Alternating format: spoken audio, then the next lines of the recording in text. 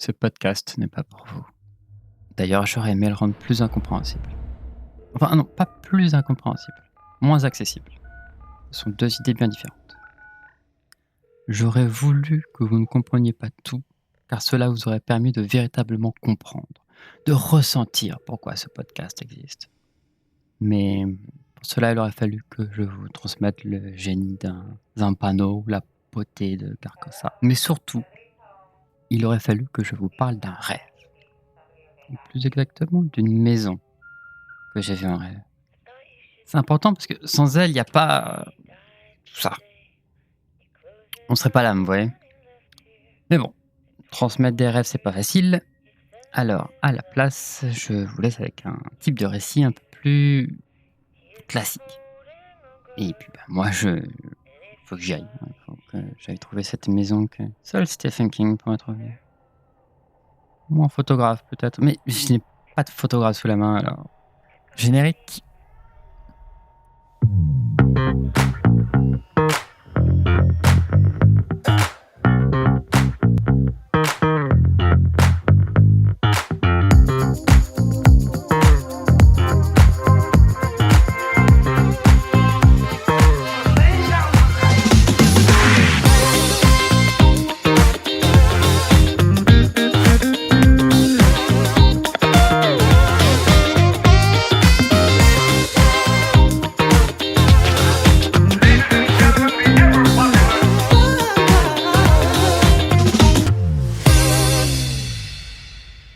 Bonjour à tous et bienvenue dans ce 30e épisode du podcast Du bruit derrière l'écran, le podcast inclusif qui parle de jeux de rôle sans y jouer. Ici, on n'a pas peur de froisser les Jean-Michel réalistes et on joue tout au féminin ou au neutre quand on y pense. Bonjour Célène, comment vas-tu ? Bonjour, même pourrait-on dire bonsoir Alice, puisqu'on enregistre les 21h43 si vous voulez tout savoir, mais on est en avance pour une fois, l'épisode sort pas dans 2 jours. Oui.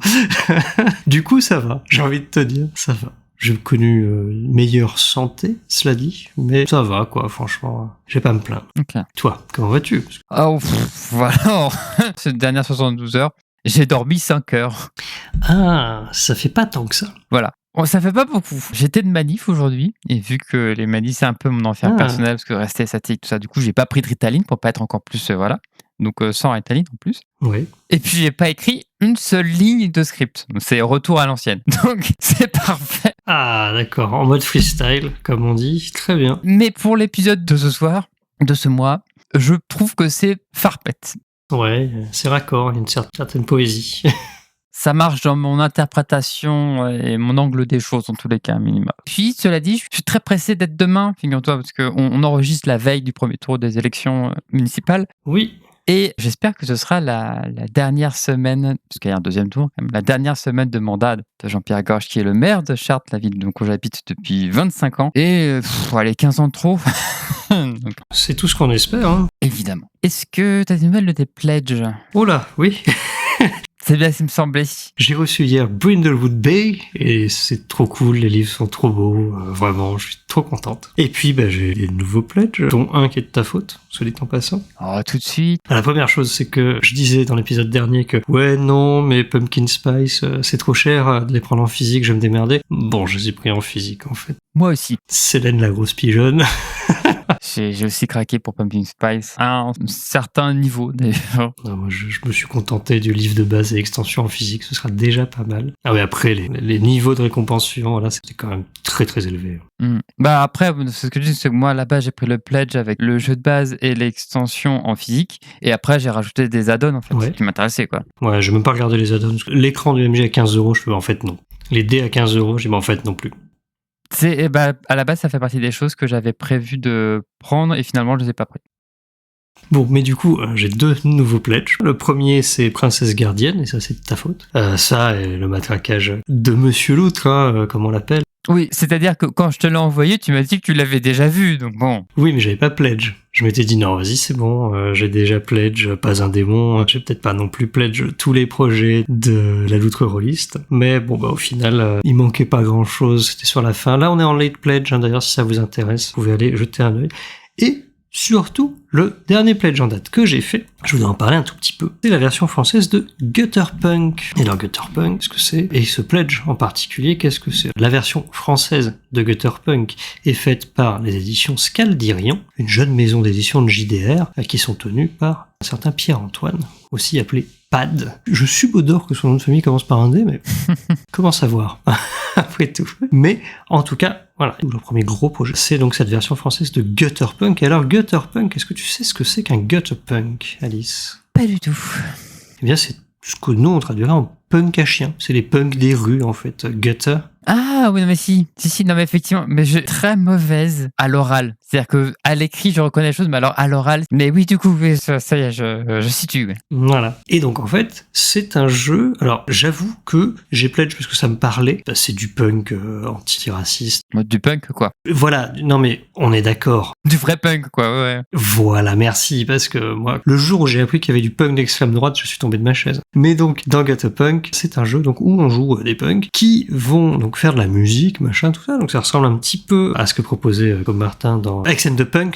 Happy P-Day, au fait, d'ailleurs. Je ne te l'ai pas souhaité. On enregistre le 14 mars, donc c'est le P-Day. Oui, c'est vrai. J'avais pas fait attention, mais oui. Et dans Gutterpunk, il y a une notion isekai un petit peu où on peut basculer dans un pays alternatif. Je crois que c'est Gutter, d'ailleurs, mais je me trompe peut-être de nom, donc prenez pas ma parole comme évangile là-dessus. Faites vos propres recherches, de toute façon, je vous mettrai le lien en description, comme d'habitude. Vous avez l'habitude. Et donc, on arrive dans le monde magique, non pas de Narnia, mais de Gutter, où il y a, je crois qu'il y a 2 catégories de personnes. Il y a les lambdas qui sont un peu les pauvres esclaves du système qu'il va falloir libérer. Et donc, on se bat contre des CRS, on se bat contre des skinheads, on fait des concerts, machin. Et en vrai, le projet a vraiment l'air cool. Donc, allez y jeter un œil. Peut-être que ce sera pas votre truc. Le système de jeu, c'est avec des D6. Ça s'appelle le système Riff. Ça me fait un truc, oui. Je me suis pas penché sur le système, très honnêtement. Mais, jetez un œil au truc. Peut-être c'est votre truc, peut-être c'est pas votre truc. Moi, j'ai trouvé en tout cas prix des contreparties qui n'étaient pas élevés. Et il y a une possibilité d'acheter en plus des copies communautaires pour d'autres personnes. Donc, ah, ça, c'est cool. Ça. Voilà, moi, c'est toujours les initiatives que j'aime personnellement. Donc, franchement, prenez le temps de le lire. Au pire, c'est pas votre truc. Je vous force pas la main, mais moi, j'avoue, je l'avais vu passer, tu vois, sur Blue Sky, puis je me suis pas penché dessus. Ça vaut quand même la peine de se pencher dessus, donc voilà. Et toi, du coup? À part Pumpkin Spice, rien d'autre, pour le coup. C'est déjà pas mal, cela dit. C'est déjà pas mal, oui. Je pledge pas souvent, mais à partir du moment où quand je pledge avec un nombre à 3 chiffres, c'est pas plus mal que ce soit pas souvent, quoi. En effet. Non, puis, Gutterpunk, je me permets d'autant plus d'en parler que là, donc bon, vous entendrez ça dans 11 jours, quand l'épisode sortira. Mais depuis le 2 mars, on est qu'à 16%.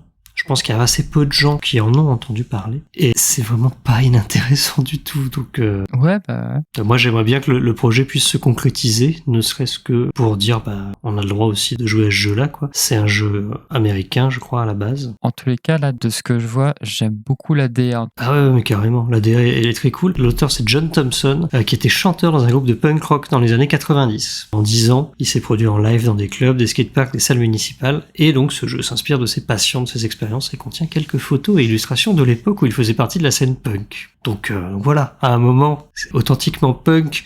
je le dis avec beaucoup d'humour, mais comme Martin pourrait en prendre de la glaine. T'inquiète pas, comme je te rappelle, tu es fait punk d'honneur, pas de problème. À partir du moment où t'as pris un jeu sur du PQ, de toute façon, difficile de faire plus punk que ça. Donc voilà.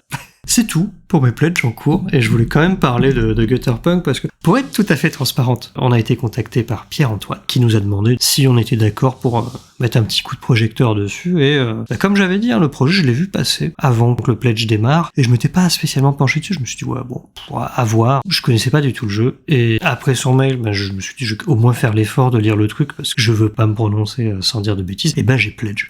Donc, voilà. Mais on n'est pas là pour parler de Gutterpunk, un jour peut-être, qui sait.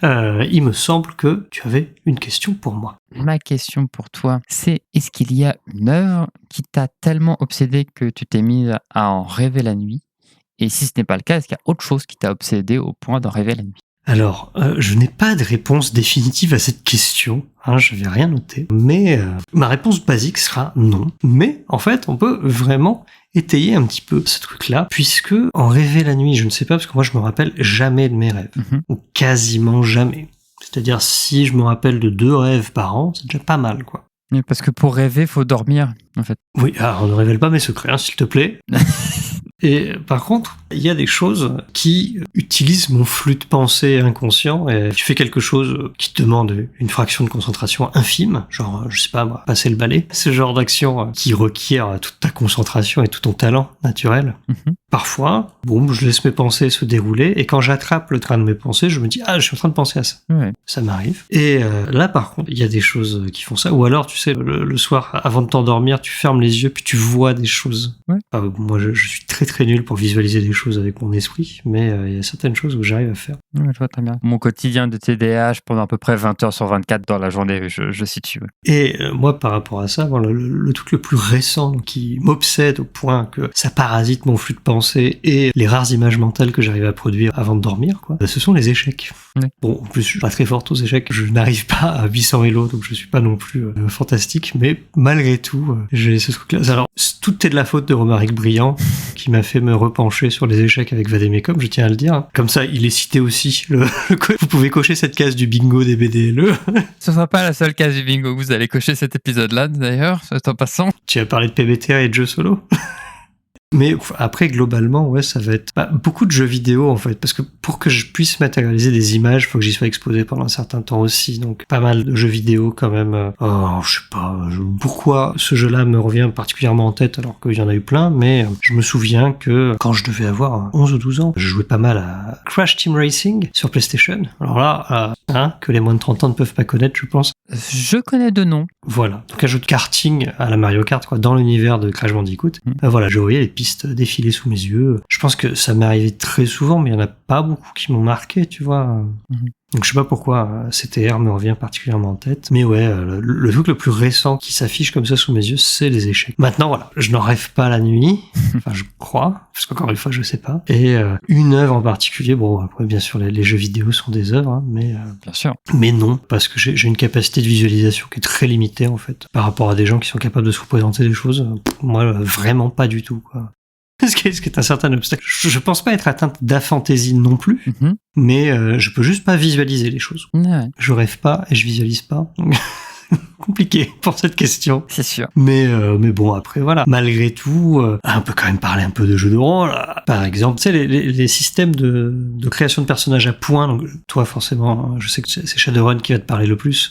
Et en l'occurrence, c'est un exemple de Shadowrun. Voilà, je suis capable de m'obséder sur les points, mais en n'ayant pas les manuels sous les yeux. Hein. Ça, c'est un truc de fou. Ouais. Si je prends ça, attends, ça me coûte tant, machin et tout, et après je monte cette compétence à temps, attends, ça me coûte 24 points, et du coup, il m'en reste plus que... Voilà, ça, je peux... Duncan, mon avant-dernier personnage de Shadowrun, je l'ai conçu dans ma tête en n'ayant pas les manuels. Ouais, je vois l'idée. Ça me fait un peu peur personnellement vu ma façon de procéder des choses, mais je comprends l'idée. Non mais alors, Shadowrun, t'as deux écoles. C'est soit tu pars en ayant une idée très précise de ce que tu veux faire et tu vas te démerder pour l'accrocher, soit tu pars en ayant aucune idée de ce que tu veux faire et tu te perds. Il n'y a pas vraiment de juste milieu. Ouais. Enfin si, il y a le il me reste 20 points, je sais pas quoi faire, tiens, je regarde telle section du manuel complètement au pif. Ça marche. Possible. Ouais. Bon, c'est rare qu'il te reste 20 points, hein, cela dit. Non, ouais, c'est rare. Et toi, alors, est-ce qu'il y a une œuvre qui t'a obsédé au point d'en rêver la nuit? Oui, il y en a une, un livre, La Maison des Feuilles, ça s'appelle. C'est absolument aucun lien avec l'épisode. Non, lisez pas le titre. C'est fou ça. Ouais, hein, incroyable. Ouais. La Maison des Feuilles, qui est donc un livre quand même assez particulier, hein qu'on se le dise, à propos d'une maison qui est plus grande à l'intérieur, on va dire. Ah, c'est Doctor Who. Je comprends. Alors, ok, ça va, quoi. On y reviendra potentiellement tout au long de l'épisode, mais pour rester sur le côté rêve, si, je peux évoquer quand même un point maintenant. De base, La Maison des Feuilles, c'est pas un livre qui laisse indifférent. Oui. Personne n'est indifférent à La Maison des Feuilles quand on le lit. Soit on adore et on trouve ça un chef-d'œuvre, soit on déteste. Je pense pas que ce soit possible de rester neutre face à cette œuvre. C'est très particulier. C'est difficile à lire. Mais indépendamment de ça, pourquoi La Maison des Feuilles, c'était fait pour me plaire? J'ai toujours aimé ce concept-là. Après, c'est pas un concept très original, hein, mais moi, quand j'étais petite, ma plus grande fantaisie, c'était une maison qui était plus grande à l'intérieur. Ça a toujours été mon rêve en termes de fantaisie. Et des années avant que je sois fan de Doctor Who, des décennies avant que je découvre La Maison des Feuilles, ou même pour prendre un exemple récent, des années avant que sorte Blueprints, pour avoir fait un exemple série, livre, jeu vidéo. Très bien. Mais voilà, ça a toujours été quelque chose que j'adore. Donc du coup, ça fait partie de ces œuvres. Quand je tombe dessus, tout est déjà fait pour aller en ma faveur. Donc là, en plus, sur le côté horrifique, qui de base pas vraiment mon style. Ah oui, alors, ce social traître de Steam me dit que tu as joué 34 heures à Blueprint cette semaine. Et le fait de travailler sur cet épisode m'a donné envie de m'y remettre. J'entends, pas de souci. Donc non, Blueprints en l'occurrence, un jeu d'énigmes à la Myst, mais qui est en plus un roguelike. Alors, moi, j'ai joué que quelques heures à Blueprints, donc c'est pas comme ça que je le définirais, mais je sais que je n'ai pas atteint ne serait-ce que 2% de la profondeur du jeu, donc voilà, je réserve mon jugement plutôt. Donc l'objectif initial de Blueprints tel qu'il est présenté, qui arrive en moyenne au bout de les 24 heures de jeu. Pour finir le jeu, en règle générale, sur How Long to Beat, il est dit qu'on finit le jeu en 100 heures. Donc du coup, il y a plusieurs layers. Oui, voilà, c'est ça. Mais bon, pour revenir sur la Maison des Feuilles, déjà ce qui a aidé à ce que ce soit un petit peu une obsession, mais déjà ça, le côté une maison plus grande à l'intérieur. Et puis j'ai fait une association. Déjà moi, la Maison des Feuilles, je l'ai découvert via une vidéo qui n'était pas sur la Maison des Feuilles à la base, une vidéo de Feldup sur myhouse.wat. Ah oui, un mode de Doom. Oui. Un mode de Doom qui est inspiré de la Maison des Feuilles. Donc c'est comme ça que j'ai découvert, je me suis dit, ça a l'air génial, il faut que je le lise. Mais bref, de fait d'avoir cette découverte un petit peu sur un petit peu indirectement, j'ai fait une association parce que c'est dans la même période que j'ai découvert les musiques de Rachmaninoff, un compositeur de musique savante moderne. Oui. Et qui est à ce jour mon compositeur préféré.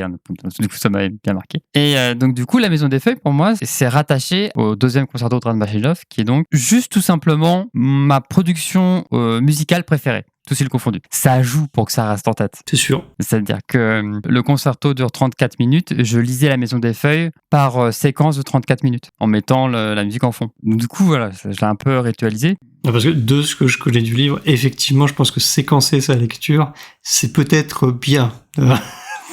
De pas se dire je vais le lire de bout en bout de la première à la dernière page sans m'arrêter. Je pense que faire des petites séquences de 34 minutes, c'est pas mal en vrai. Non, mais notamment parce que la Maison des Feuilles, c'est 2 récits en un. Oui. Donc, il y a le récit principal, qui est celui qui va nous intéresser pour les jeux dont on va parler ce mois-ci. Ok. Qui est donc Davidson Records, qui est donc justement à propos de cette maison qui est plus grande à l'intérieur et de la famille qui y vit, qui y emménage. Une porte qui apparaît nulle part et qui mène sur un dédale absolument labyrinthique et assez hostile. Ouais. Et il y a derrière un autre récit qui se passe plus tard, qui est donc ce récit-là, qui techniquement s'appelle la Maison des Feuilles, qui est l'histoire de Johnny Errand, qui trouve le script d'une étude de Davidson Records, qui était sous format vidéo à la base. Et cette première techniquement ligne narrative, celle de Johnny, elle est fastidieuse à lire. Vraiment, elle est... C'est celle qui épuise le plus mentalement à lire. Oui. Et c'est techniquement la plus longue aussi en contenu. Vu que c'est factuellement celle qui m'a rappelé le plus Lovecraft, qui m'a rappelé le plus le Roi en jaune, c'est que c'est une descente dans la folie, la ligne narrative de Johnny Errand, clairement. Alors si ce n'est que le Roi en jaune, c'est pas Lovecraft qui l'a écrit. Oui, totalement. Tu fais bien de le dire. J'ai pas assez appuyé sur la virgule, mais tu fais bien de le clarifier. Oui, c'est Robert W. Chambers, Voilà. Mais à la base, il y avait une virgule. Oui. Mais tu fais bien de l'appuyer. Oui. Tout ça pour dire, ça m'avait un petit peu obsédé, au point que j'ai fini par en rêver, vu qu'on a un ami commun qui a déménagé il y a quelques années maintenant. Et quand le déménagement était fait, mais j'y étais pas encore allé, parce que j'habite à l'autre bout de la France, voilà. J'ai rêvé que je venais pour la première fois, que je dormais sur place, et que en me levant le lendemain matin, il y avait une porte bleu marine. Oui, d'accord. Qui était apparue, et en ouvrant l'abysse. Voilà. Ok. Et je me souviens encore de la sensation que j'ai vécue en faisant ce rêve, et je serais incapable de mettre des mots dessus. Ok. Donc même les rêves que j'ai fait à la Maison des Feuilles m'ont marqué. Et non, sinon, il n'y a pas d'autres œuvres ou d'autres choses qui, à ce point-là, envahissent l'esprit. Ok. Donc, comme dit, on va parler de jeux qui sont inspirés de la Maison des Feuilles. Et j'ai quand même des références culturelles, en plus de la Maison des Feuilles, évidemment. Oui, c'est vrai que... Alors, nécessairement, il y a des œuvres qui ont été inspirées de la Maison des Feuilles, du coup, ça peut marcher dans l'autre sens, tu vois. Que ce soit des jeux comme Control ou Alan Wake, alors pas inspirés que de ça, mais ou des creepypasta comme Dionea House, ou toutes les productions qu'il y a eu autour des backrooms, par exemple, fonctionnent très bien. C'est vrai, oui. Dans une moindre mesure, d'ailleurs, c'est pas une référence culturelle directe, mais tout ce qui touche à la Fondation SCP peut mettre un peu dans le mood. D'ailleurs, dans l'un des jeux, on va reparler de la Fondation SCP d'ailleurs. Sinon, il y a un épisode de Doctor Who spécifiquement. Le voyage au centre du Tardis fonctionne bien, pareil, on va se mettre dedans. Et puis, alors, c'est pas du tout le même ton. Il manque le ton, mais on en a parlé tout à l'heure. Blueprints, le ton n'est pas là, mais il y a de la thématique, si vous voulez, dans un sens. Alors là, 19 minutes 37, Alice fait un double oubli. D'abord, il y a l'oubli, l'une des références culturelles qu'elle avait pourtant sélectionnées. C'est d'autant plus intéressant que c'est la référence qu'elle avait jugée la plus importante, à savoir l'album de Poe, nommé Haunted. C'est une référence importante car Poe, Anne Danielewski de son nom, est la sœur de Marc Danielewski, l'auteur de La Maison des Feuilles, que l'album et le roman ont été créés de concert. L'album référence le roman et le roman référence l'album. Et la chanteuse. Le youtubeur Alt236 en parle très bien dans sa vidéo sur La Maison des Feuilles. Il est aussi à noter que la chanson Haunted de l'album éponyme a aussi été utilisée dans le jeu de vidéo Alan Wake, une autre référence nommée précédemment. L'histoire ne finit pas de boucler sur elle-même. Un autre oubli est dans sa sélection préalable d'œuvres. En effet, de façon assez troublante, il omet quasiment toutes les œuvres pourtant évidentes comme The Lost Room, Cabin in the Wood, The Dream Door, Nescency, Au-delà des murs ou, dans une moindre mesure, Silent Hill, ainsi que l'œuvre d'M.C. Escher. Oubli ou volonté consciente, chacun est juge. Principalement La Maison des Feuilles, c'est ça va être le sujet, car effectivement, ça m'est venu de nulle part, je me suis posé la question, mais tiens, est-ce qu'il y a des gens qui ont déjà essayé de faire des jeux de rôle inspirés de La Maison des Feuilles? Et j'en ai trouvé 3 sur Itch. Il y a un truc d'ailleurs qui est très drôle, parce que je m'en suis pas rendu compte, sur le coup. L'épisode dernier, j'avais fait la remarque que quand on présentait des jeux qui se jouaient avec des cartes, on les faisait souvent en début d'année. C'est vrai. Et tu avais fait la remarque, il va falloir pallier à ça. Et ce qui est drôle, c'est que, de par le teasing que j'ai fait, je l'ai dit le mois dernier, j'hésitais entre 3 épisodes ce mois-ci. Et tous ces épisodes ne parlent que de jeux qui se jouent avec des cartes. Exactement. Les 5 jeux concernés se jouent tous avec des cartes. Merveilleux. Brocknar, c'est pour toi. Alors, c'est pas des cartes de tarot. Oui, mais même, il a un problème avec les cartes en général, je crois. Il nous disait donc. C'est possible. Donc, premier jeu, dans un ordre à la base arbitraire, mais qui se trouve finalement être à la fois l'ordre dans lequel j'y ai joué et mon ordre d'appréciation. Eh bah écoute, très bien. Donc le meilleur pour la fin ou le meilleur pour le début? Le meilleur pour la fin. Très bien, bah voilà, parfait. Montons en puissance, c'est ça qu'on aime. Exactement. Alors à moins que je me permette, moi, de parler de La Maison des Feuilles par rapport à moi-même. Ah oui, bah si, tout à fait. Moi, j'en avais entendu parler et j'étais tombé sur un PDF anglais, c'était avant que la nouvelle version française remasterisée sorte. Et bon, c'était pendant le confinement, j'avais commencé à regarder ça, vite fait, et puis Alt236 avait sorti une vidéo aussi dessus, excellente vidéo, que je ne saurais que trop vous recommander. J'étais passé à côté pour le coup, à l'époque. Sinon, je l'aurais lu à ce moment-là, tu vois, c'est ça. Oui, j'imagine bien. Ouais. Et donc, j'ai fait l'achat de cette version remasterisée. En couleur. Tout ça, là, la fameuse, celle que tout le monde a maintenant, hein, tout simplement. Et qu'on trouve partout aussi, soit dit en passant. C'est assez troublant. Je crois avoir vu très peu de librairies qui ne l'avaient pas, même aujourd'hui. Ouais, ça a vraiment marqué son temps. Et donc, je l'ai, et je ne l'ai jamais ouvert par manque de temps, parce que les enfants, pour lire ce genre de bouquin... Compliqué. Voilà. Mais... peut-être que je m'en fais aussi une représentation un peu exagérée, encore que, puisque dans sa vidéo, du coup, Alt236 explique que c'est un livre qui cherche à ne pas être lu d'une certaine manière par ses lectrices. La première phrase du livre, c'est « Ceci n'est pas pour vous ». Voilà. Donc, en effet. Mais donc voilà, c'est pour ça que je me dis, un jour où j'ai 2-3 semaines peut-être tranquille, sans enfant, je pourrais le lire. Évidemment, ce jour n'est jamais arrivé, vous vous en doutez bien, et ça va pas vraiment s'améliorer par la suite. Cela dit, mon fils a arrêté d'enlever les marque-pages dans mes livres, donc ça, c'est pas mal quand même. Oui. En termes de confort, de reprise de lecture, de pas devoir retrouver où on est. Ça, c'est vraiment bête, mais c'est typiquement le genre de truc qui peut faire que j'arrête de lire un livre. Oui, c'est sûr. Voilà. Donc c'est tout pour moi. Moi, je ne l'ai pas lu, donc tu vas sans doute m'apprendre des tas de choses en me parlant de ces jeux. Donc voilà, je te rends la parole, mais c'était important, je pense aussi de savoir d'où je l'ai parlé dans l'épisode. Tout à fait. En vrai, alors justement, pour le premier, ça va être un peu plus présent, mais pour les autres, il n'y a pas tant que ça d'éléments de La Maison des Feuilles qui reviennent de manière précise, si ce n'est l'idée globale d'une maison, justement, qui n'est pas euclidienne et qui est potentiellement hostile. Ok. Il y a un peu plus justement dans ce premier jeu qui s'appelle donc très sobrement House of Leaves, La Maison des Feuilles. Il était temps que nous déménagions. Les enfants doivent accepter la mort de leur père et ça passe par un changement de lieu de vie.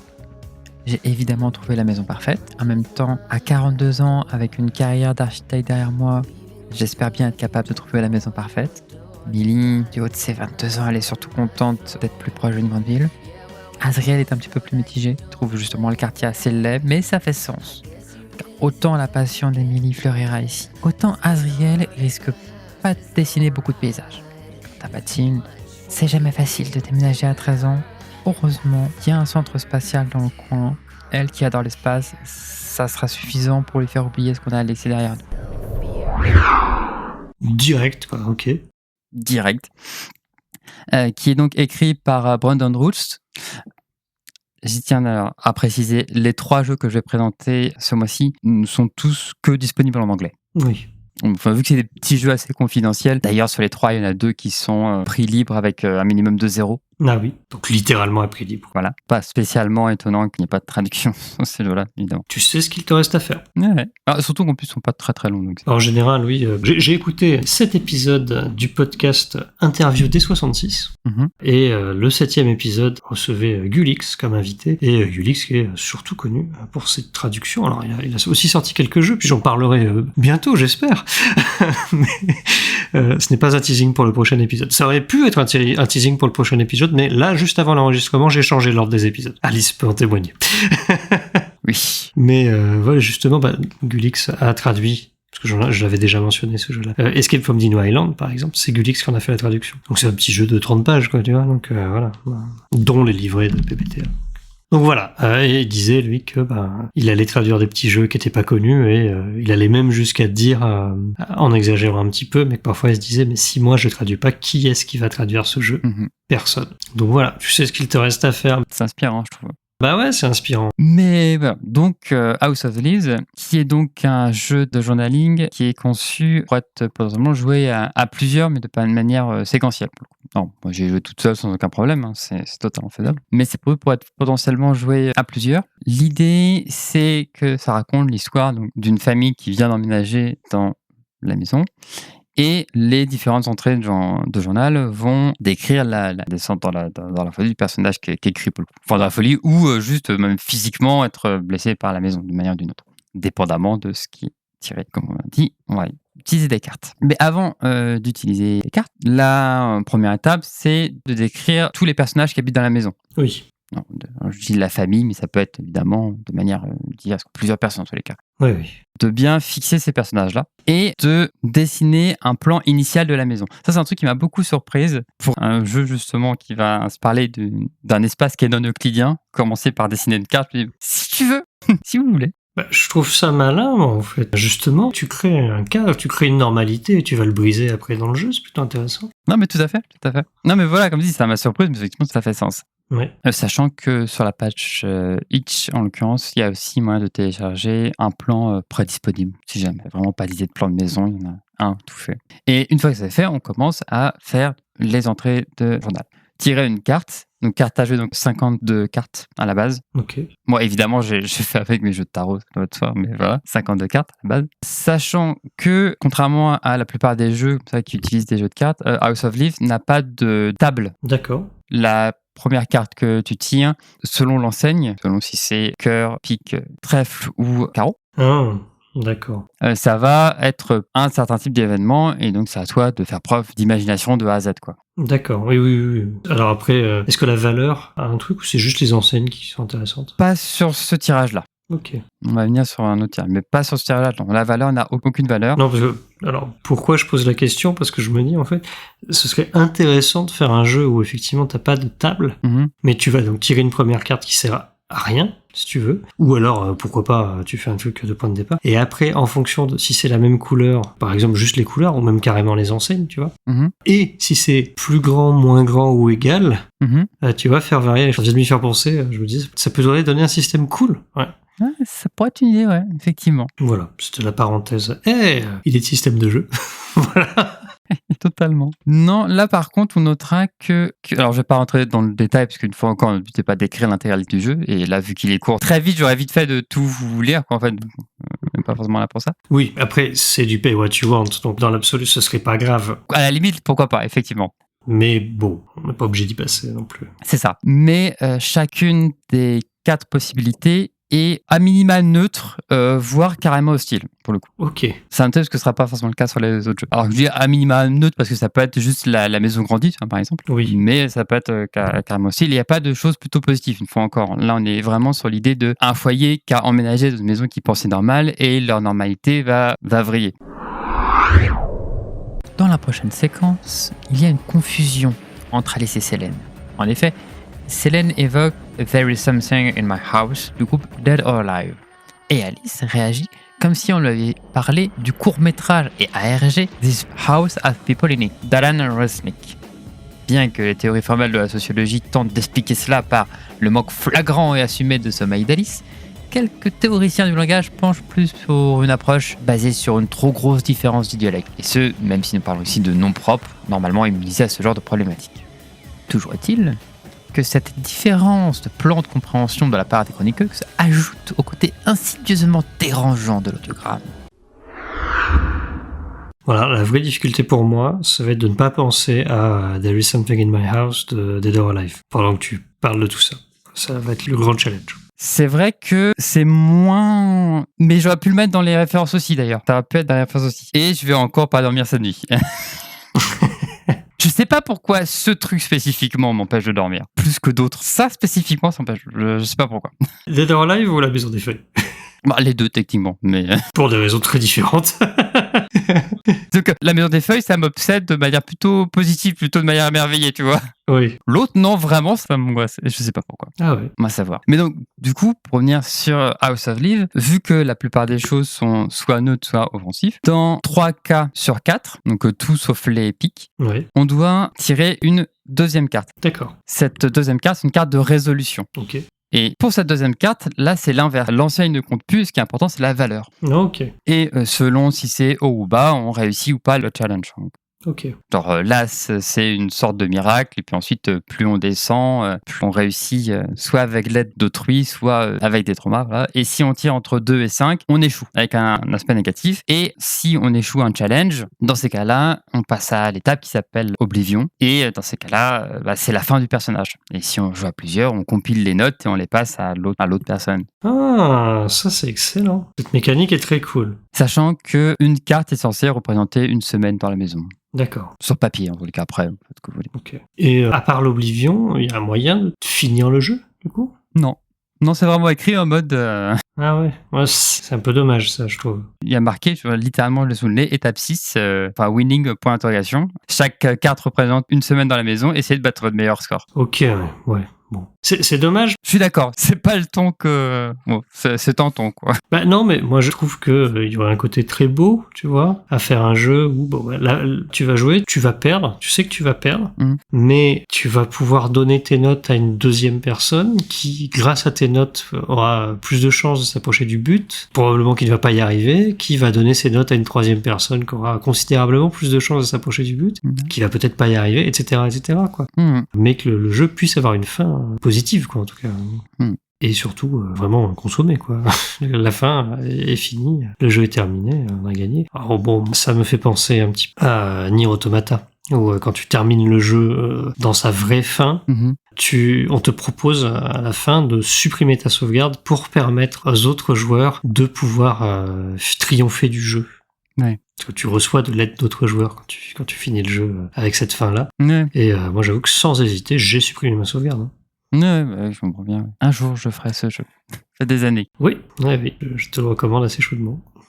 Alors, il y a quand même un point que je donne à House of Live, c'est d'avoir émis l'idée que je trouvais très, très intéressante dans ce contexte-là, de souffler l'idée que les notes n'avaient pas besoin d'être linéaires, ça n'a pas besoin d'être tout sur le même feuille de papier, ça n'a pas besoin d'être un journal, ça peut être erratique. Ah oui. Et c'est vrai que c'est une très bonne idée. Oui, c'est vrai. Moi, je suis resté assez ordonné tout de même, mais c'est une très bonne idée. Alors, ce concept-là m'évoque un jeu auquel je n'ai pas joué, mais que j'avais relayé d'ailleurs sur notre serveur Discord, qui s'appelle One Page Left, qui est un jeu de M. Kirin, je crois. Bon, peu importe. One Page Left, en gros, donc c'est un jeu solo de journaling, où il y a un tueur en liberté. Tu es enfermé à l'intérieur d'une maison bizarre, et tu vas faire des lancers de dés qui vont te demander de compléter des prompts. sur une seule feuille de papier. Mhm. Et si tu n'as plus de place pour écrire, tu meurs. Ouais, effectivement. Ouais. Et ça te donne du coup des feuilles bon, tu peux aussi avoir de la malchance sur les prompts et crever aussi, hein, c'est une possibilité. Alors j'y ai vraiment pas joué, hein, j'ai juste vu le principe, j'ai dit ça a l'air incroyable, faudra que j'y fasse, et je n'y ai jamais joué naturellement. Mais cette idée est très très forte. Et à la fin, parce que par contre j'ai vu quelques photos de gens qui avaient terminé une partie, que ce soit en gagnant ou en mourant, hein, bien sûr, mais t'as des feuilles de notes qui font de très bonnes aides de jeu pour des trucs d'horreur en fait. Ça ressemble à rien, il y a différentes couleurs, c'est écrit dans tous les sens, non, c'est vraiment très chouette. Ouais, effectivement. Pour finir sur House of Leaves, un petit avis du coup, seulement final. Le jeu m'a un petit peu pris au dépourvu pour le coup au début. Disons que tu rentres vite dedans et j'avais du mal à faire la transition au début. Donc ça passe un petit peu de bon d'accord, d'abord tu décris un quotidien normal quoi, et puis tout de suite paf, potentiellement peut s'arrêter immédiatement quoi. Ah oui, à ce point-là, ouais. Bah oui, parce que imagine tu dis en première carte, t'as un challenge, tu l'échoues, bon bah voilà. En effet. Vu que t'es pas force. Après c'est moi aussi par rapport à ma façon de fonctionner. Vu que t'es pas du tout guidé, que t'es laissé un petit peu en bac à sable, bah très vite t'es en mode. Enfin voilà, moi personnellement la toute première carte que j'ai tirée, on était absolument au début, donc pour l'instant il n'y avait pas encore beaucoup de bizarreries et je devais trouver une entrée, je devais trouver un événement pour que tu te rends compte que quelqu'un dans ta famille ou peut-être toi-même est influencé par la maison, tire une deuxième carte pour résoudre la situation dangereuse. Enfin, ça t'est pas très vite quoi. Oui. Vu que la prémisse initiale. Sinon c'était pas une mauvaise expérience en tant que telle. Le fait de commencer par House of Leaves est intéressant. Non seulement c'est le seul qui reprend le nom du roman, House of Leaves, qu'Alice traduit ici astucieusement pour le distinguer du jeu, mais c'est aussi celui qui s'approche le plus de la forme sans pour autant en comprendre le fond. En effet, nous avons une famille, mais celle-ci ne se déchire pas. Pire, elle est unie face à la maison. L'issue est toujours tragique et la maison est activement hostile. Cependant, une fois encore, niveau forme, c'est le seul jeu qui offre une expérience semblable à la Maison des Feuilles, en rendant diégétiques les différents manuscrits du récit, encourageant même à ce qu'ils soient décousus. Morgane Oudarez qualifiera cette première partie de miroir déformant, ayant pour but de perdre le Nima dans ses attentes adaptatives, alors qu'il est plutôt évident que ce sujet est premier, car seul à être basable sur la Maison des Feuilles, et non pas simplement sur... Je te demandais à chaque fois pour chacun des trois. Ouais. Cette courte présentation, ça a donné envie de le tester. Franchement, je dirais que non, Mhm. pour les raisons qu'on a déjà évoquées. La principale étant que le fait que à la fin du jeu, c'est toujours tu crèves et ça sert à rien, et tu peux donner tes notes à quelqu'un d'autre et ça lui sert à rien non plus d'avoir tes notes. Mhm. Bon. Je trouve ça un petit peu dommage. Je comprends l'idée, il y a des trucs qui ont pas l'air mal, hein, tu vois. Mhm. Mais moi, c'est plus cette finalité qui m'interroge, qui me pose problème même, en fait, très honnêtement. Alors, ça va sembler peut-être étrange de le dire comme ça, mais je vois pas vraiment l'intérêt de jouer à ce jeu. Ouais, je valide. Tu vois, et bon, après, ça c'est une considération très personnelle, hein, mais pour moi, on n'est pas vraiment dans l'esprit de la Maison des Feuilles. Oui, d'accord, tu trouves les notes d'autres personnes, mais ça va quand même amener, je crois, quelque chose, pas de négatif en tout cas. Ouais, en vrai, c'est paradoxal parce que des trois jeux, j'ai l'impression que c'est celui qui a essayé le plus d'être une adaptation. Dans le sens, c'est celui qui se rapproche le plus de la prémisse initiale de la Maison des Feuilles. Oui. Mais en faisant ça, c'est celui qui en est le plus loin dans son expérience. Après, moi, je connais pas les deux autres, donc je serais bien en peine de te répondre là-dessus, mais j'entends, oui, effectivement, il y a... On va dire formellement, oui, je pense qu'on est assez proche des prémices de la Maison des Feuilles. Après, dans les faits, ça fait plus backdoor en fait. Enfin, honnêtement, Ouais. ça fait plus un jeu sur les backdoors. Ça t'arrive dans les backdoors, et puis voilà, tu sais que tu vas crever quoi. Oui. D'ailleurs, puisqu'on parle des backdoors, Al236 a aussi fait une vidéo sur les backdoors. Qui est très bien. Et puisque tu parlais de la Fondation SCP, il a aussi fait une vidéo sur la Fondation SCP. Évidemment. Voilà. D'ailleurs, si Al236 passe par là, on lui fait un coucou, hein, naturellement. Oui, naturel. Parlant de la Fondation SCP. J'ai entendu une voix qui me chuchotait. Ne me fais pas confiance. Elle te cache quelque chose. Là, t'as rien entendu, mais j'ai pas rêvé. Au bout du couloir, on a trouvé une trappe qui mène à un petit sous-sol. Une petite cave. Il y avait un cadavre dedans. Une femme d'une vingtaine d'années. Pas bouger autour d'elle. Un peu comme un phare enterré avec ses affaires. Avec Nat, on est d'accord, c'est assez pour cette nuit. On va revenir à notre chose. Le cadavre en décomposition, c'est assez de découverte. Le deuxième jeu que je vais vous présenter s'appelle beaucoup plus sobrement House, donc maison. Avec un médecin, là, dans un hôpital, une canne. Je connais, ouais. tout en minuscule, qui a donc été écrit par Marn S. et qui est techniquement un hack d'un autre de ses jeux D'accord. qui s'appelle The Dark Satancer, que je ne connais pas pour le coup. Comme pour Death of the Author avec Anamnesis, House c'est un hack d'un autre jeu de l'autrice. Donc House, pour le coup, donc c'est D3, c'est celui-ci qui a un prix minimum. En l'occurrence, il est à $5. D'accord. House, qui d'ailleurs, en termes juste d'apparence, prend un petit peu, de manière beaucoup plus lisible, mais prend un peu le style de la Maison des Feuilles, dans le sens où il y a le texte en tant que tel, et ensuite il y a les exemples et 2-3 détails qui sont en note de bas de page, avec la même police d'écriture type machine à écrire qui est utilisée dans la Maison des Feuilles. Mhm. Je trouvais ça sympa comme mise en forme. Une fois encore, on est sur un jeu qui va utiliser des cartes et une fois encore, on est sur un jeu de journaling. Cependant, ce coup-ci, on quitte le côté quelqu'un emménage et se rend compte qu'il y a un problème. On passe plus dans le côté urbex de la chose, sur le côté exploration d'une maison dont on sait que voilà, qu'elle nous a attiré l'œil. D'accord. D'ailleurs, la première chose à faire, c'est d'écrire l'extérieur de la maison. Qu'est-ce qui s'y passe de manière générale? Est-ce qu'il y a souvent du doux ou pas? Et quel est le rapport des personnages vis-à-vis de cette maison-là? Ok. Après, on crée les personnages et qui sont ces personnages-là et leur connexion avec la maison et pourquoi ils vont l'explorer. Comme pour House of Leaves, il est prévu de faire un plan, mais ce coup-ci beaucoup plus symbolique. C'est-à-dire qu'on commence par faire un carré sur une feuille de papier qui représente l'entrée, et à chaque fois qu'on explore une nouvelle pièce, on rajoute un carré de taille diverse à coller. C'est important parce que on arrête le jeu dans 2 cas de figure. Soit on arrête le jeu une fois qu'on a tiré 5 cartes de la même enseigne, soit quand il n'y a plus de place sur la feuille de papier. Ah, c'est rigolo. Comme One Page Left, du coup. Exactement. Donc la notion de plan est plus symbolique, mais elle a son importance. Alors, je vois aussi que le jeu dit s'inspirer de House of Leaves, mais aussi de Dionaea House, qui est une creepypasta. Je la connais pas, je découvre. Mais... Oui, ça faisait partie des références culturelles. Du coup. Je la connaissais pas non plus, pour le coup, mais voilà. D'accord. Dionaea House, c'est souvent cité comme parmi les œuvres qui sont elles-mêmes inspirées dans la Maison des Feuilles. Et tu l'as lu, du coup, ou pas? Non, j'ai pas eu le temps. Ok. Là, je l'ai sous les yeux, mais c'est trop long. Je la lirai plus tard. Plus probablement, je ne la lirai pas. Elle la lira. Donc, pour House, à chaque fois qu'on explore une nouvelle pièce, ou en tous les cas une nouvelle étape de l'exploration, on tire une carte et l'enseigne de la carte va définir la thématique. Pour chacune des enseignes, il y a une liste de thèmes qui n'ont pas forcément de lien entre eux. Ça permet d'avoir de la latitude. Ouais. Merci, je cherchais le mot. Heureusement que tu l'avais, parce que j'aurais pas pu. Ouais. Par exemple, pour les cœurs, pour les couples, il y a à la fois la notion d'amitié et de compromis, mais il y a aussi l'obsession, si tu veux. C'est un truc qui n'a rien à voir. Mais voilà, il y a un bloc de thématiques. Et indépendamment de ça, la valeur de la carte va définir un type d'événement. Et c'est les mêmes pour chacune des enseignes. Mm-hmm. Un exemple, le 7, c'est toujours un écho du passé. Peu importe si c'est le 7 de cœur, le 7 de pique. Ah, ok. Et donc, tu croises les deux et ça te fait un prompt pour faire une nouvelle scène. Très bien.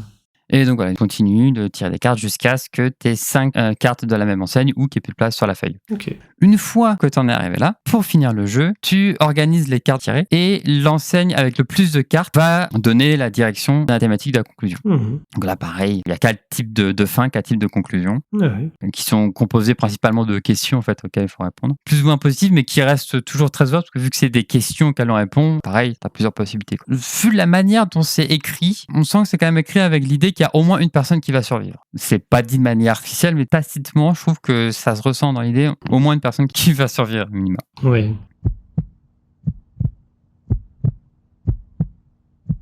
C'est pas une obligation, mais c'est vraiment écrit en partant du principe que ce sera une expédition avec plusieurs personnes. 2 dans l'exemple. Moi, je suis sur la page du truc. Effectivement, c'est vous et les autres joueurs. Pour un ou plusieurs joueurs, c'est écrit. Hein. Je vais pas préciser parce qu'il n'y a pas de mécanique liée à ça, mais effectivement. Et non, oui, pour le coup, c'est là où j'allais venir, c'est le lien avec la Fondation SCP. C'est que quand tu achètes House, gratuitement derrière, il y a donc un hack de House en mode Fondation SCP. Oui, absolument. Oui. Avec des catégories, avec une table différente. Et ça, pour le coup, j'ai pas pu la tester, mais c'est une idée effectivement intéressante. Mais ouais, pour le coup, j'avais déjà un peu plus aimé House. Je m'y suis plus retrouvé, j'ai plus facilement me mettre dedans, tu vois. Ouais, je sais qu'il a l'air assez cool. Ouais.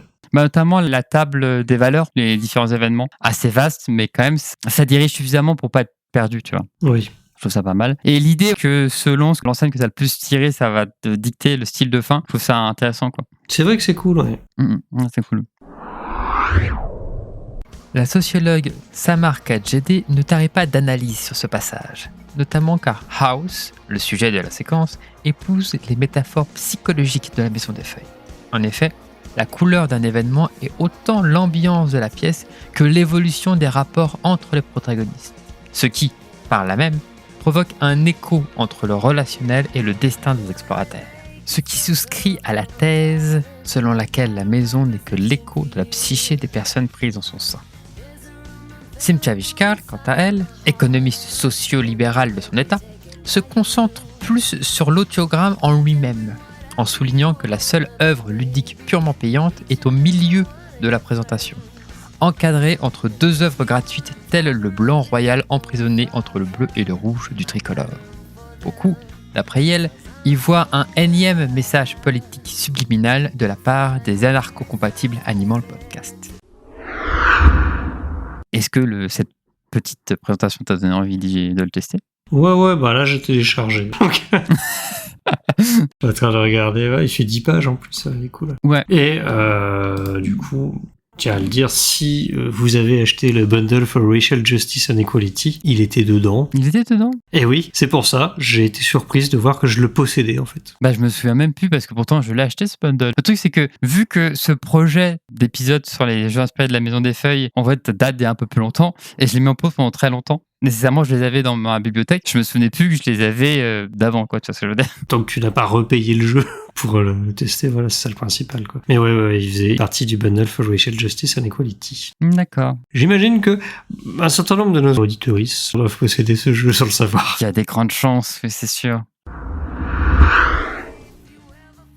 Waouh. Alors, je reprends. Je sais pas si vous l'entendez. Je sais pas si ça capte parce que mon micro, mon enregistreur normalement il réduit les bruits extérieurs parce que j'ai l'habitude d'enregistrer même quand il y a du bruit dehors. Mais il y a l'un des murs. Franchement, j'espère que vous l'entendez. Qui a une pulsation, qui a un pouls. Voilà. Alors si vous l'entendez, c'est pas mon cœur qui bat. Je vais vérifier, j'ai pas assez de mal là. Mais voilà, j'ai la main dessus. Et vous savez, là, quand je touche, c'est un peu chaud. Comme si c'était vivant. Bon, après... comme si c'était organique. Parce que la maison, je pense qu'on a acté qu'elle se qualifie comme quelque chose de vivant, je pense. Comme si c'était un cœur qui bat. Je sais pas si je vais pouvoir sortir d'ici un jour. Je suis peut-être condamné. Mais... j'aime cette maison. J'ai de l'empathie pour elle. Je peux pas communiquer avec. Je sais pas si elle apprécie qu'il y ait des gens dedans ou pas. Je sais pas ce qu'elle est, mais c'est un être vivant, en tous les cas. Et j'espère qu'on va pouvoir cohabiter. J'espère qu'on va s'entendre. Et si ça se trouve, c'est un être vivant, mais qui bouffe des gens et je suis dans la merde. Mais hey, j'ai toujours été fasciné par la vie et si la gazelle s'arrête sur le cœur qui bat du lion, elle s'arrête sur le cœur qui bat du lion. De toute façon. Pour finir, troisième jeu. Alors, qu'on se le dise, hein, j'ai quand même bien aimé House of Leaves et j'ai aussi pas mal d'affection pour House. Hein, c'est pas pour voilà, mais clairement mon préféré des trois, d'assez lent. Echoes of the Labyrinth. Ouais, déjà le nom me plaît. Hein. Oui, qui est donc écrit par Toribi, qui est un jeu qui utilise le framework de The Wretched. Ah oui, d'accord. Effectivement. Ce qui est très drôle parce qu'on rappelle qu'à la base, ce mois-ci, dans une autre timeline, j'étais censé parler de The Seal Library ce mois-ci. C'est vrai. Donc c'est assez drôle du coup. J'étais destiné à parler de Tour de Jenga, quoi. Donc des jeux Wretched and Alone, en effet. Là, on va reprendre du coup un format qu'on a un peu d'habitude, hein, voilà, les dés, la Tour de Jenga. Plus sur la page du truc, j'aime beaucoup les visuels du truc, c'est vraiment très propre. C'est très propre. La qualité est pas la même, donc il y a eu plus de temps dessus, tu vois. C'est ça, parce que House était un jeu de jam, semble-t-il. Oui, c'est ça, totalement. Là, on sent qu'il y a eu un bel habillage, il y a eu vraiment, c'est très propre, très joli. Ouais. Et il est à noter que ce jeu-là, du coup, est à prix libre. Oui. Je tiens à le préciser parce que voilà, très sympa. Donc là, c'est un peu plus On en a parlé avec The Seal Library. Hein. Donc pour chaque jour d'exploration, on lance un dé. Ça nous dit le nombre de cartes à tirer, le nombre d'événements. Chaque enseigne, c'est une thématique avec une table dépendant de cette thématique-là. Alors là, en l'occurrence, pour Echoes of the Labyrinth, il y a 3 enseignes sur 4 où tu tires une brique de la tour de Jenga. D'accord, c'est pas mal. Et comme pour The Seal Library, il y a une question de token pour s'en sortir. Et comme pour The Seal Library, il faut tirer le roi de cœur et avoir un certain nombre de tokens. Ok. Et c'est drôle parce que pour les deux, que ce soit ma partie de Echoes of the Labyrinth ou The Seal Library, dans les deux cas, j'ai tiré le roi de cœur super rapidement, qui est assez drôle. Tant mieux, écoute. Cependant, la méthode pour gagner des tokens est pas la même. Dans Echoes of the Labyrinth, alors on commence avec 3 tokens d'espoir. Dès qu'on tire un cœur, on lance un dé. Si le résultat est supérieur au nombre de tokens qu'on a déjà, on perd un token. Et s'il est plus bas, on en gagne un. Ok.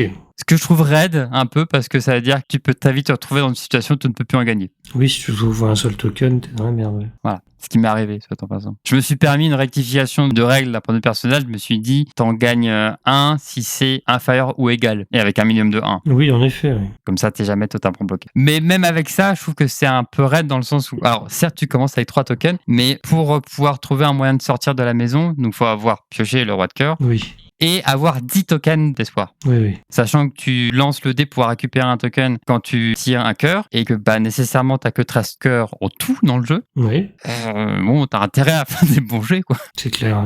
Oui. Mais on notera que autant cette notion-là m'avait frustré dans The Seal Library par rapport à ce que ça racontait, ça me gêne beaucoup moins dans Echoes of the Labyrinth. Oui, par rapport à la fiction, en effet. Oui. Ça me dérange beaucoup moins d'avoir de très grandes chances de perdre dans une fiction sur la Maison des Feuilles. Oui. Et c'est drôle d'ailleurs parce que comme pour The Seal Library, je faisais à chaque fois des 4, 5, 6 cartes par jour dans l'exploration. Je suis pas d'accord. Ah oui. Et très, très sympa. Après voilà, en même temps, comme dirait l'autre, quand il y a des structures dans le jeu de rôle qui prennent, qui sont réutilisées, c'est pas pour rien. C'est Oui, pas un hasard si The Chain est réutilisé comme formule. C'est une formule qui marche. bien sûr. Et en l'occurrence, pour une œuvre de journaling inspirée de la Maison des Feuilles, je trouve que ça fonctionne particulièrement bien. Mhm. Dans son ouvrage La place du troisième, Vivian décrit cette séquence comme un paradoxe. Car si elle est le paroxysme de l'exercice, son apogée, elle est aussi très courte. En effet, tous les blocs ont déjà été empilés et il ne reste plus rien à rajouter à la tour de Jenga argumentative, si ce n'est pour dire qu'Echoes of the Labyrinth est des 3 celui qui offre le plus d'opportunités d'émerveillement vis-à-vis de la maison, danger mis de côté. La cartomancienne et architecte Fortuna Brajor est beaucoup plus enthousiaste sur ce passage et je la rejoins dans son analyse. En effet, Echoes of the Labyrinth s'émancipe de son origine pour mieux la retrouver. On retrouve ici le labyrinthe, bien sûr, mais aussi le fait que le voyage au sein de la maison est une expérience personnelle, intime. De plus, une fois encore, le comportement de la maison est calqué sur la psyché de l'explorateur. D'ailleurs, il n'est possible d'en sortir que si la maison elle-même a été source d'espoir. Et ce, malgré le fait que la chute, autant physique que métaphorique et narrative, peut arriver n'importe quand sans créer d'égard. Est-ce que ça t'a donné envie d'y jouer ? Oui. Au final, c'est peut-être House qui m'a le plus donné envie. Ouais. Je pense. Maintenant, ouais, Après, c'est vrai que j'ai été très rapide sur Echoes of the Labyrinth. On est sur le 3e et en plus, c'est un système qu'on a déjà évoqué. Oui, non, mais naturellement. Mais ouais, non. House m'a l'air déjà, même si c'est un jeu payant. Alors attention, c'est pas un défaut de faire des jeux payants. Non. Dans l'absolu, c'est pas un défaut inhérent au jeu et c'est pas un défaut de toute façon. On a le droit de faire des jeux payants, on a le droit de vouloir gagner de l'argent dans sa production rôliste, il y a pas de souci. Mhm. On a aussi le droit de faire du pay what you want. Oui. Bien sûr, il y a aucun jugement de valeur. Donc. À noter d'ailleurs là-dessus que pour House, le jeu est payant, mais il y a des community copies. Oui, chaque fois qu'une copie est achetée, il y a une community copy qui se libère. Donc effectivement, encore une fois, c'est des initiatives qu'on aime bien. Malgré tout, en termes d'accessibilité, un jeu gratuit est plus accessible qu'un jeu payant. Maintenant, l'effet pervers du jeu gratuit, c'est je le prends, je le lirai un jour et on le lit jamais.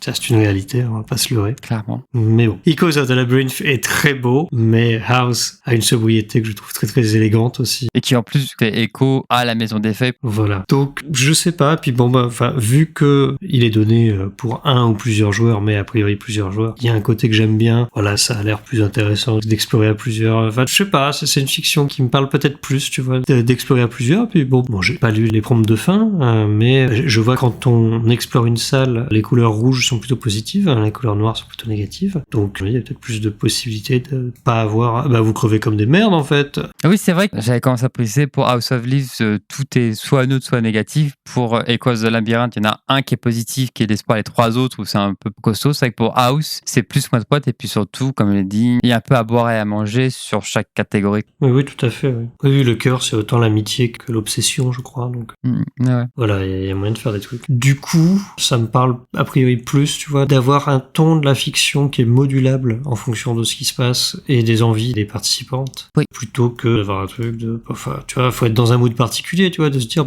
100% je crève à la fin, quoi. Ouais, totalement, ouais. On n'a pas toujours envie de jouer à ça non plus. Voilà. Visiblement, j'ai pas envie de jouer à ça. Tout simplement. Ouais. Mais après, les jeux ont l'air cool, peut-être moins le premier, donc, comme j'ai dit, mais les deux autres ont l'air bien sympas en tout cas. Ouais. Mais voilà, sur le papier, je pense que je préfère House. Intéressant. Après, il faudra que je teste, Mais on notera de manière conclusive, je trouve ça fou et super intéressant d'ailleurs que dans l'idée de trois jeux qui n'ont rien à voir aux uns aux autres, qui sont tous les trois directement inspirés de la Maison des Feuilles, on a effectivement des points communs qui reviennent, c'est tous des jeux de journaling, ils utilisent tous des cartes d'ailleurs, mais malgré ça, ils sont tous super différents, je trouve. Oui, absolument. Ils racontent vraiment pas la même chose. Dans son documentaire La forme de l'absence, Karen N décrit la trilogie de la Maison des Feuilles comme un contour dessinant l'absence du véritable sujet adaptable et l'œuvre originelle, à savoir The Navidson Record. Car en effet, si c'est la Maison des Feuilles qui intrigue quant à la difficulté de le voir adapté, c'est bien The Navidson Record qui est ici la véritable inspiration des trois jeux traités dans l'audiogramme, réduisant drastiquement la difficulté initiale d'adaptation. Cela peut d'ailleurs être mis en parallèle avec le fait que Mark Danielewski a refusé de nombreuses adaptations filmiques de son premier roman, justement car ces dernières projetaient d'adapter que The Navidson Record, boudant le reste du récit. Elle ajoute que cette démarche, nécessairement volontaire, fait un contre-pied, provoquant un vide par le Navidson Record, là où c'est d'habitude les autres éléments du récit qui sont absents de la discussion. Le reste de la sphère podcastique est beaucoup plus critique, optant pour une paresse ou une imprécision de la part de Luke Chronicles. Non, carrément pas, ouais. Et un truc par contre auquel je m'attendais pas du tout, qui est super intéressant, c'est que c'est tous des jeux de journaling, mais bien qu'ils soient tous jouables en solo, c'est d'ailleurs ce que j'ai fait, il y en a quand même 2 sur 3 qui peuvent se jouer à plusieurs. Ça, je l'ai pas vu venir, et c'est cool. Oui. Mais ouais, c'est intéressant comme exercice, je trouve, de transmettre une œuvre dans un autre média, de voir qu'est-ce qu'on prend, qu'est-ce qu'on en fait. Oui, c'est effectivement super intéressant de voir ça. Et oui, c'est assez cool d'avoir 3 itérations au final. Ouais. D'une adaptation centrée sur la Maison des Feuilles. Pas forcément uniquement ça, mais centrée dessus. Et de voir comment on peut l'adapter différemment. C'est quand même très très très intéressant. Donc merci de m'avoir fait découvrir ces 3 jeux. Je ne connaissais aucun des 3 naturellement. Et moi, quand j'ai fini ma 3e partie de SAS, j'avais qu'une envie, c'est d'écrire un jeu adapté de la Maison des Feuilles, mais qui ce coup-ci utilise des jeux de tarot pour utiliser les arcanes. Bien sûr, parce que faut pas déconner. Pour le plus grand plaisir de Brocknar. Évidemment. On plaisante, mais Brocknar a dit qu'il n'était pas forcément à l'aise avec les jeux de rôle qui utilisaient les tarots. Il disait ça dans les commentaires donc, de la Maison des Esprits sur Stout, puisque je vous rappelle qu'on a un serveur Stout, bien sûr. On a toujours un Discord qu'on va alimenter, mais on a aussi un serveur Stout. Les liens sont dans la description comme d'habitude. Et bon, voilà, il disait qu'il avait peut-être un problème avec les cartes en général, en tant que générateur de hasard. C'est pour ça qu'on mentionne un peu trop Brocknar dans cet épisode, enfin que je mentionne un peu trop Brocknar dans cet épisode. Mais c'est purement par affection. Bien sûr.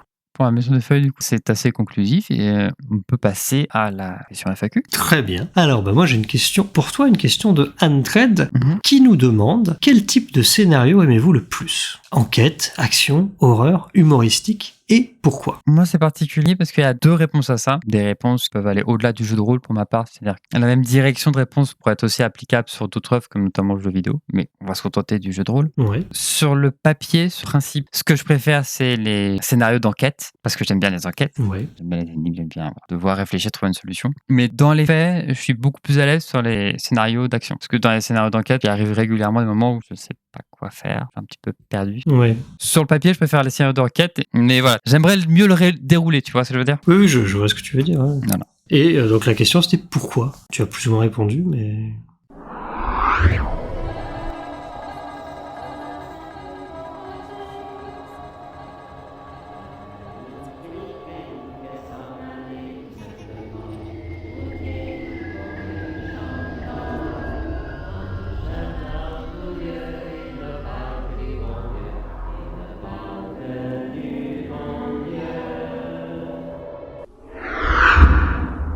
Oui, plus ou moins. C'est-à-dire, voilà, effectivement, sur l'enquête, j'aime bien l'ambiance des scénarios d'enquête, j'aime bien sur le principe, le déroulé d'un scénario d'enquête. Et puis, dans l'autre sens, je suis plus à l'aise sur l'action, plus à l'aise dans ce contexte-là, parce que c'est familier, je sais pas. Peut-être aussi un petit peu par défaut. C'est qu'après un moment, on part du principe que, bon, un scénario d'enquête, ça peut être un petit peu compliqué. On essaie de trouver autre chose où je suis plus à l'aise. Bah, par défaut, du coup, il reste que action, parce que horreur, c'est moins ma tasse de thé et plus à bord. Ce qui est très drôle vu le sujet de ce mois-ci, d'ailleurs. Oui, c'est vrai. Et humoristique, c'est vraiment pas mal. Ouais. Et toi, du coup? Bah moi, le type de scénario que j'aime le plus, c'est celui qui a pas de scénario, déjà. Donc voilà, automatiquement.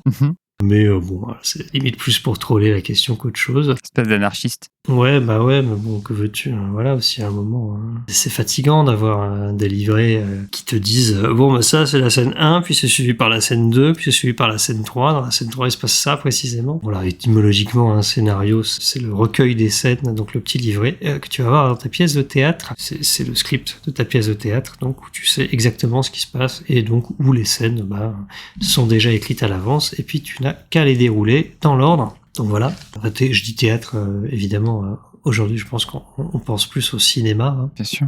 Et donc il y a un côté figé automatiquement au scénario qui peut parfois me poser problème dans certains trucs.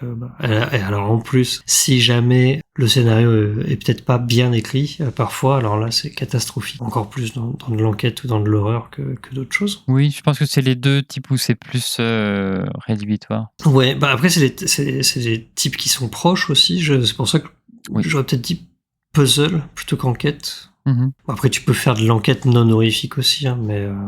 En général, alors, tu peux faire une enquête qui ne soit pas de l'horreur, mais c'est compliqué de faire de l'horreur qui ne soit pas de l'enquête. Exactement. C'est plutôt dans ce sens-là. Ça reste possible, hein, mais c'est compliqué. Et si je devais vraiment me limiter à ces 4 types de scénarios, ça va vraiment dépendre de ce que j'ai envie de jouer à l'instant T, en fait. Donc je pourrais pas en sortir un dans l'absolu. Enquête, j'aime ça, mais des fois j'ai pas envie de réfléchir. Action, j'aime pas trop ça, mais des fois j'ai bien envie de me défouler. Surtout si c'est pour jouer à Hit the Reich. Oui, voilà. Hit the Reich. Allez écouter l'épisode sur Hit the Reich. Oh là là, qu'est-ce que tu es talentueux que ça pour lancer les gens sur nos autres épisodes. On devient quand même balèze en autoréférencement, je trouve. Un peu, oui. On n'arrête pas. Il y a eu aucun épisode où on n'a jamais dit tiens, allez écouter machin. Il y a des redondances dans des thèmes. Écoute. Ouais, complètement. Mais bon. C'est vrai que après, on a quand même bientôt, on finit la saison 3. On est bientôt, on est sur le 30e épisode, quoi, quand même. Voilà, 30e épisode, donc on est à la moitié de la saison 3. Ça fait bientôt on entame notre 4e année. Hein. La fameuse saison 4. Ah oui, j'ai hâte qu'on y soit. Même si j'ai 6 jeux à lire pour la préparer. Mais bon, ça va aller. Je me ressens sur cette question. Oui. Donc, horreur, j'en ai tellement fait que je peux pas dire que j'aime pas ça. Et hier soir je jouais à Delta Green, donc je peux pas dire que j'aime pas ça. Mais d'un autre côté, j'en ai aussi tellement fait que je ne peux pas m'empêcher de faire une méta-analyse du scénario en cours, non pas pour essayer de pré-shot quoi que ce soit, mais de me dire c'est vachement intéressant d'avoir fait ce truc là comme ça et tout, attends je me le note quelque part, c'est drôlement cool et tout. Et humoristique, moi j'adore ça, mais je n'aimerais pas faire que ça non plus. Oui.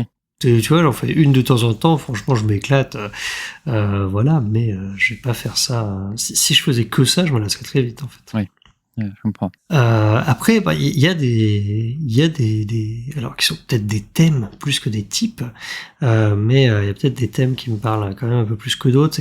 Moi, de plus en plus, j'aime l'introspection en jeu de rôle. Tu vois, de rendre explicite l'implicite. De raconter l'intériorité d'un personnage, je trouve que c'est vraiment quelque chose d'intéressant en jeu de rôle. Bon, alors, je vais parler de Vademecum comme ça, où t'as littéralement une mécanique qui te permet de faire un gros plan ralenti sur ton personnage, où, King est en train de conduire son taxi, il voit les gouttes d'eau qui s'écrasent sur son pare-brise, les unes après les autres, en entendant la musique. Au loin, il voit les silhouettes des gratte-ciel balafrées par quelques éclairs au loin. Tout ça lui rappelle un peu la vacuité de son existence, mais aussi la dureté de la vie et d'à quel point elle est précieuse. Juste ça, tu vois. Ouais. c'est pas un scénario, mais Ouais, non, mais tu balances un truc comme ça, tu fais ouais, je comprends un peu le point de vue du personnage, tu vois, à ce moment-là, ok. t'y es, quoi. Donc voilà, quelque chose qui va être plus sur l'introspection. Alors forcément, le journaling s'y prête particulièrement bien, le jeu solo s'y prête particulièrement bien, mais Bien sûr. voilà, moi, quelque part, c'est quelque chose que j'essaye même de mettre dans les scénarios que j'écris depuis longtemps. Alors, par exemple, voilà, j'avais écrit une campagne où à un moment, le personnage, c'est une campagne pour un seul personnage, le personnage met la main sur une arme qui n'est pas finie. Mhm. En fait, c'était un prototype pour faire une arme extraordinaire. Mais une épée, hein. On parle d'une épée, hein, qu'on soit bien d'accord. C'est un prototype, tu vois, parce que les grandes armes ont besoin de prototypes. Bien sûr. Et donc, c'est une arme qui n'est pas finie, qui n'a pas reçu son âme, entre guillemets, tu vois. Et donc, derrière, le personnage était amené à affronter des créatures dont l'arme allait absorber une partie de l'essence. Et j'avais besoin d'entendre les pensées du personnage pour pouvoir activer des propriétés de l'arme qui récupérait des facultés, en fait. D'accord. Et ça n'a pas été faute de le dire, mais ça n'a jamais été fait. Donc, ouais, tu peux retrouver une arme, ouais. Enfin, drôlement bien. Ouais. Mais, voilà. Mais ouais, je vois que c'est quelque chose que j'ai depuis assez longtemps, en fait, dans ce que j'écris. Donc ouais, cette idée de parler de l'intériorité des personnages, c'est quelque chose qui m'est assez cher. Et quelque part, dans la mini-campagne Amesta, c'était ça aussi, quoi. Mhm. Donc ouais, l'introspection, voilà, c'est quelque chose qui me plaît. Et puis, de plus en plus, quelque chose qui va vers les émotions aussi, hein, tu vois. Je veux dire, on a parlé de Jardin des Esprits le mois dernier. Voilà, Jardin des Esprits, Magie de minuit, hein, c'est ce que je disais. Moi, je me rends compte que ma cam, c'est ce genre de jeu-là, hein, maintenant. En tout cas, mes envies du moment, c'est ça. Donc, ouais, quoi, c'est vraiment, enfin, je sais pas, d'avoir des points de vue qui s'entrechoquent, mais même, tu vois, quelque chose comme, alors bon, bien sûr, Passion de las Passiones, mais 30 Sword Lesbians, par exemple. Ouais. Enfin, Thirsty, pardon, pas 30, Thirsty Sword Lesbians. Tout comme ça. Vraiment, c'est des choses qui me parlent et j'ai envie d'aller de ce côté-là. Donc, je sais pas si ça répond vraiment à la question. Si, Je suis pas sûr que ça réponde au pourquoi de la question, mais en tous les cas, à minima, ça va encore plus loin dans l'intérêt réflectif. bah, c'est ça. En tout cas, je sais que je suis dans la thématique de la question et C'est quelque ça. part, c'est tout ce qui me va, quoi. Et voilà, je pense que ce sera ma réponse définitive à cette question. Mais je vois que ce soir, je suis pas très doué pour répondre efficacement aux questions qu'on me pose, hein. Que ce soit la question d'intro ou la question de fin. Je pense qu'il faut que je fasse un pavé de 400 pages avec 3 sous-intrigues dedans et des rapports. Oui, des rapports et des textes académiques au milieu, quoi, très clairement. Est-ce que... Bah, du coup, je vais te poser une troisième question, hein, histoire de... Voilà. Allez. Est-ce que tu as un teasing pour le mois prochain? Alors, il s'avère que j'en ai un, je te l'avais dit en même temps, ça pour une fois je vais y arriver, mais en fait je vais pas vraiment répondre à cette question, je vais plutôt te chanter une chanson. C'est pas l'homme qui prend la mer, c'est la mer qui prend l'homme, ta-ta-ta. Moi la mer, elle m'a pris, je me souviens. Et on va s'arrêter là. Ce sera mon teasing pour l'épisode du mois prochain. Très bien. Très bien. Je me suis beaucoup fait rire quand je me suis dit, putain, ça va être ça mon teasing, je vais chanter du Renaud. Absolument parfait. Voilà. Bon, eh ben, non, c'est plus qu'à vous dire au revoir. Et faites... Et youpi dans Sur la Carioca. Oui, bien sûr. Et Puis, faites attention si les murs de votre maison commencent à grandir. N'entrez pas par toutes les portes. Juste les murs de votre maison, ça m'évoque un film que j'ai vu il y a pas longtemps qui s'appelle, je crois que c'est Don't Worry My Darling, ou un truc comme ça. Mhm. Don't Worry Darling, voilà, un film de 2022 Mhm.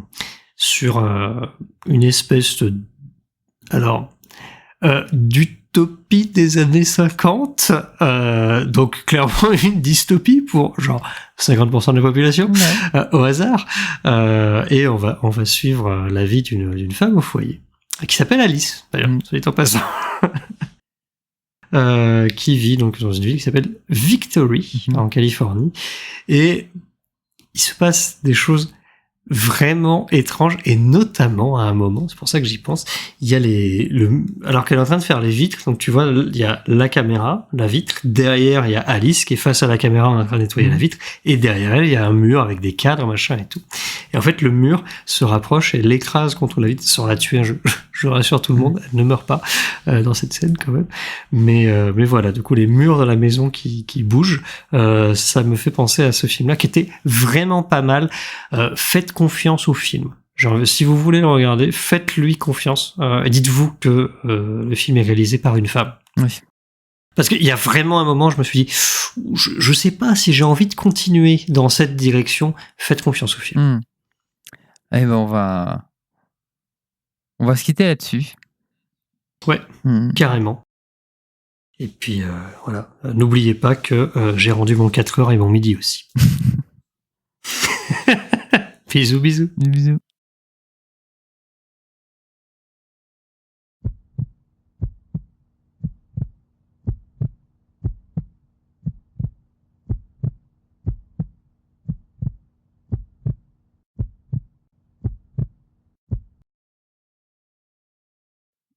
Le monde extérieur, le monde euclidien existe encore. Oui, j'en suis là. Non, mais ça fait du bien. On prend de là. On reprend on roule un peu la corde. On se recentre sur les objectifs. Et on va partir dans une autre direction. Enfin, sa direction change, mais le monde extérieur existe encore. Note pour moi-même. Je pense que je vais dormir au pied de la porte aujourd'hui. Ouais, je vais faire ça.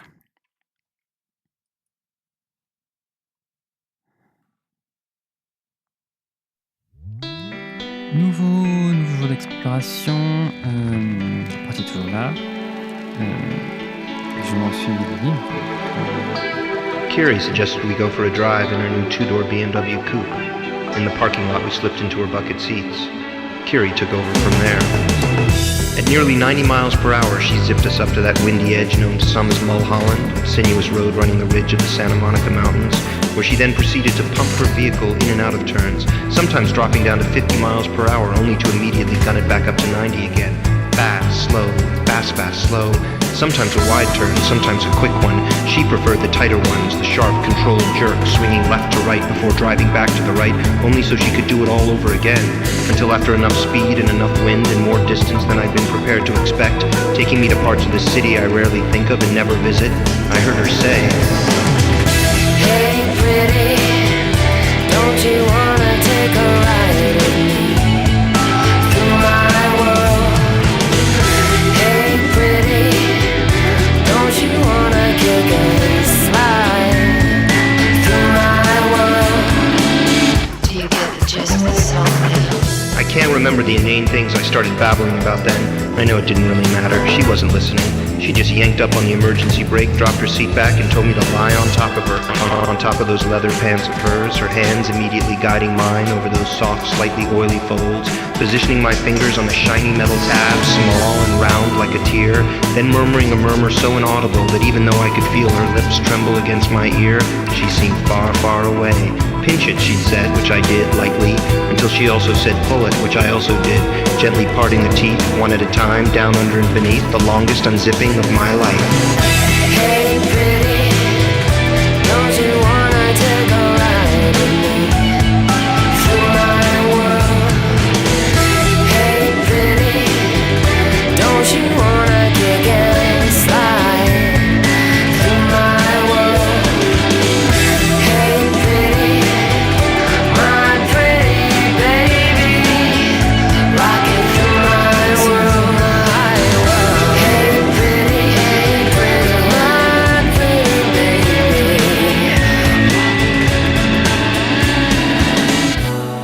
We never even kissed or looked into each other's eyes. Our lips just trespassed on those inner labyrinths hidden deep within our ears, filled them with the private music of wicked words, hers in many languages, mine in the off color of my only tongue.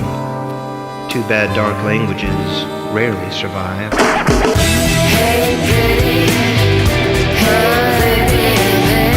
hey pretty baby, don't you wanna take a ride with me? Don't you wanna take a ride with me? My baby, don't you wanna take a ride with me? My pretty baby, don't you wanna rock it through my life? Don't you wanna take a ride with me? My baby, my baby, J'aurais pu lui présenter au début du podcast.